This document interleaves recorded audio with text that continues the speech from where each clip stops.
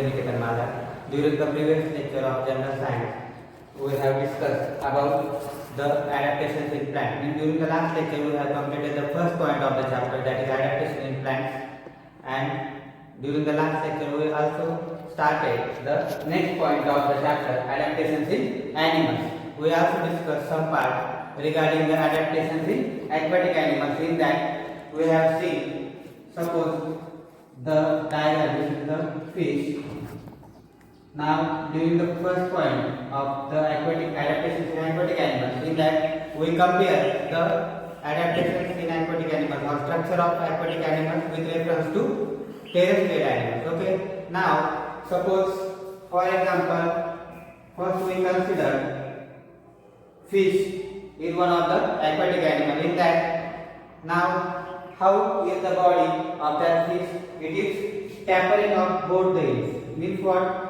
It is like narrow both the sides. Okay. Means for example, there is water current, sea water is there. Now that sea water is flowed over the surface of their body. Therefore, they swim faster in front side. Understand? So fish having streamlined body to move faster in the water, okay, and to resist the water currents, okay, in the sea water. This is the first characteristic of fish. Then now you have seen the in fish there are fins, okay. So these are called as caudal fins and these are the pectoral fins. So fins are also present in the fish. So these fins help to swim them, okay. So fins are helpful for swimming purpose. With the help of movement of these fins, that fish goes forward in the water. Okay. Now next one regarding eyes.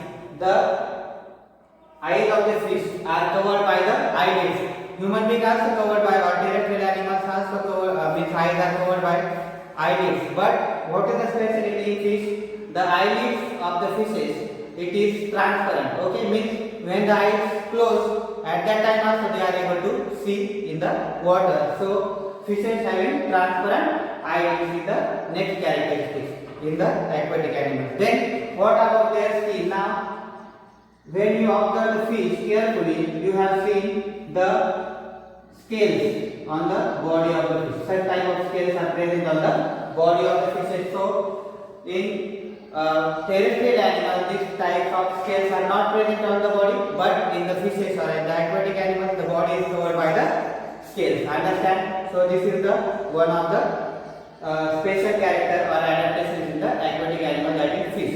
And last one, the body, or they having air bladders or small air pores on the body, due to which they are able to float over the water. Understand? So it is one of the important characters in the fishes. They are having air bladders from their body so that they are able to float on the water. And last and most important characteristics about the respiration in fishes. So for example, in terrestrial animals, which is the respiratory organ? Nose is the respiratory organ. But in fishes, there are gills. Near the eyes, there are 5 tips are there near the eyes. These are called as gills.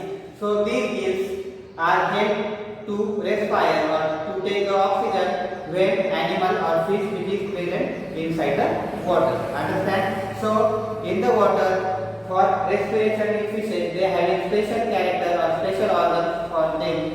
It is called as gills. Understand? So which different characters we have seen in the fish? Respiration taken place by gills. Then second character, they are having spindle-like body, means narrow at both the ends. It is the second character.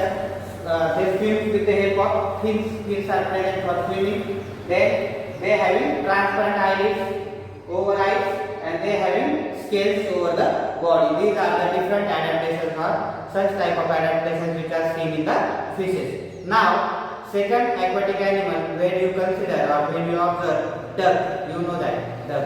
So what about the special character, or which are the special characters you have seen in the duck? For example, when you observe the leg of the duck, now you know that duck having digits, such type of digits, 5 digits are there. So duck having digits. Now when you observe carefully the toes or that digits, this whole 5 digits are called as toes. but a single is called as digit. Okay, so there are 5 digits in the duck. This is the leg of the duck. Okay, so in between the digits there are 5 digits are there, and whole 5 digits are called toes of the duck. What did you observe in the duck? Now in your textbook also the diagram is given wave toes. Okay, diagram 1.11. Okay, wave toes are there. Means in between the digits there is a membrane. One type of membrane is there. Okay, so this type of membrane is present. Therefore, this membrane, due to this membrane, it is called as wave toes. It is called as wave toes. Okay, means it is also called as wave. So in between the digits there is transparent membrane, and it is called as, or thick membrane, it is called as wave toes, and due to this wave toes it is used as a oar. What is meant by oar? When you observe the ship, small ship is there, so for going forward that ship, it is oars are there, means one man oaring that ship, and due to that ship moves forward. Like that, such type of leg is wave toes help to swim for the ducks. Understand? So it is one of the adaptations which is acquired by the ducks for the swimming purpose, because they are mostly live in the water. Then second character, when you observe the feathers of the duck, what did you observe? It is covered by the waxy layer. Means when you put the water over the feathers of the duck, that water is flows off. Means that feathers are not going to wet. Okay, they remain dry due to waxy layers over the surface of their feathers. Understand? So it is the second characteristics of the duck, means that water it trickles off over the feathers and it is not wet. Okay, it is the second characteristics. Now when you observe the third aquatic animal, that is frog. Now you know that frog is able to live in water as well as on land. So frog having both the adaptations, means for living on the surface of the earth also, or surface of the land also, and surface of water also. So frog having both the adaptations for aquatic purpose or aquatic bodies as well as terrestrial bodies. So which are the adaptations now? Frog having triangular head. When you observe the head of the frog, you know that the head of the frog is triangular to move in water or to swim fastly or easily in the water. So head is the triangular. Then frog also have wave toes like the duck. It also having the membranous structure in between the digits of the legs. So it also helps to frog to swim in the water. So the toes or the leg of the frog also it is wave toes. Okay, to swim easily in the water. Okay, now that frog is also able to live on land as well as in water, because frog having two respiratory organs, or respiration takes place by two structures. When frog is present or when frog is living on the land, at that time the respiration takes place with the help of with the help of lungs, and when the frog is present in the water, at that time the respiration takes place by the surface of the skin. Okay, means respiration takes place by the skin when frog is present in the water, and when frog is present on the land, at that time respiration takes place with the help of lungs. Means what? Frog having two respiratory organs. One is the skin when it is present in the water, and when, second one is lungs when the frog is present in the on the land. Okay, so these are the two structures. Then when you see the color of the frog, it is greenish in color. When it is present in the forest, at that time it can able to live in the forest, and the predators of the frog are not able to recognize or identify the frog because due to its color. Okay, these are the adaptations in the frogs. Okay, so these are the different adaptations in the aquatic animals. Now, second point or the next point of the adaptations in animals, the adaptations in forest and grassland animals. Now, second point. Now, tell me which are the animals found in the forest and grasslands. Are you able to take? Now, when you consider the forest, you know that different carnivorous animals are there. For example, lion, tiger, okay, fox. These are the carnivorous animals. These animals are found in the forest. And then which animals are found in the grassland?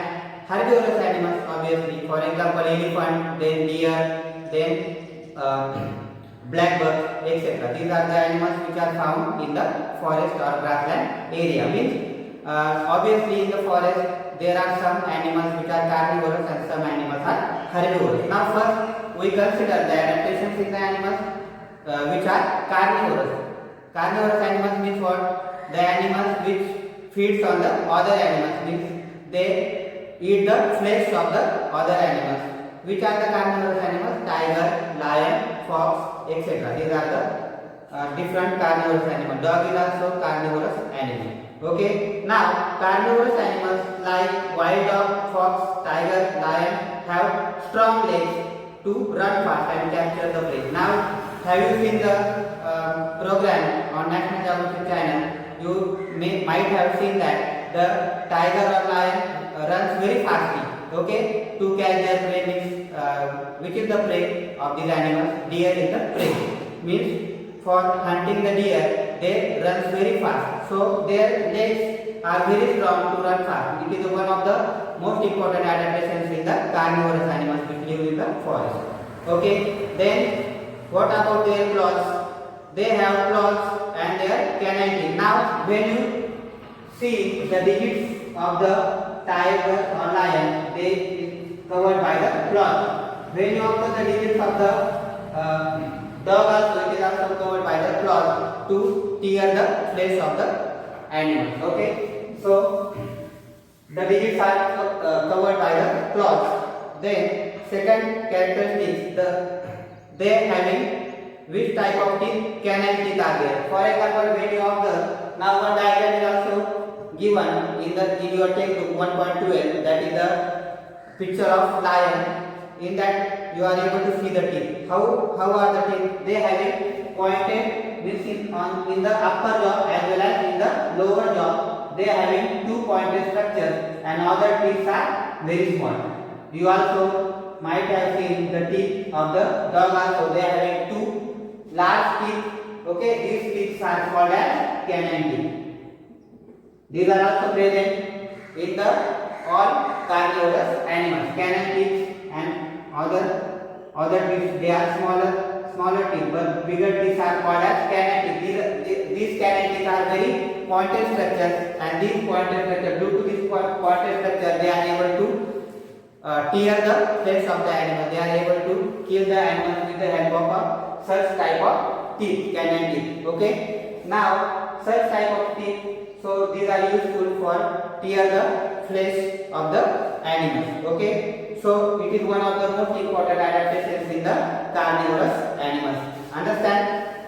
Now when you see the legs of the tiger, now you know that the structure of the tiger is similar to the structure of the cat. You know that. So when did you observe the legs of the cat? Pinkish color structures are there. So this type of structures, they are called as padded paws. What it is called? Padded paws. When you observe the digits, or sorry, the legs, mean the surface or the sole of the leg of the cat, you might have seen, or you have seen the pinkish color structure. It is called as padded paws. How it looks like?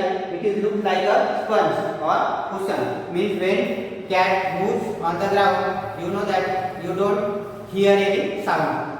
It goes or it walks very silently. Like that, tiger also walks very silently over the surface, due to which the predator is not able to hear the sound of the tiger, and tiger catch the prey very easily. So it is one of the important structure or adaptations in the tigers also. They having padded paws, due to which it is runs or it walks very silently on the ground. This padded paws looks like a cushion or sponge. You know that what it means by sponge. Okay, so such type of structures are seen in the tigers. Then the eyes of the predatory carnivorous, they are located in front of their head. The eyes are present in front of their head, so they locate the prey over a long distance, several kilometers also they are able to see. Okay, so their eyesight is very strong. Okay, now this is all about the carnivorous animals. With which points you have considered? They are having podded paws, then they are having canine teeth for tearing the flesh of the animals. Then their eyes are very strong. Their eyesight is very strong to locate the prey from the long distance. Okay, so and their legs are very strong. They are able to move very fast or run very fast over the surface. Now, next point is considering the herbivorous animal. Now we have studied the characteristics of carnivorous animals. Now, which are the characteristics of herbivorous animals? First one, the eyes of herbivorous animals are below the forehead. Means like this, they are able to see the wide angle. Means when there is a predator, at that time they are able to locate the predator with reference to various angles. Okay. Then second one is this gives them the wide angle vision, which helps to protect them from the predator. Now their legs are also very long and tapering with the strong hooves. Now you have seen the legs of the animal. The legs are covered by, means they are having the hooves downside. Means for example, you might have seen the leg of cow also, buffalo, they are having the hooves. Okay. So due to these hooves, they are able to run faster on the surface of the forest. Okay. Then their legs are very enables to run them fast over the long leaps. This means what? They are able to jump from one place to another place. Therefore, they are run faster. Their long and freely moving ears are receive the sound. Now you might have seen when you observe the ears of the deer, they are continuously moving. Why? Because they receive the sound waves and they are able to receive the sound from the long distance and different directions.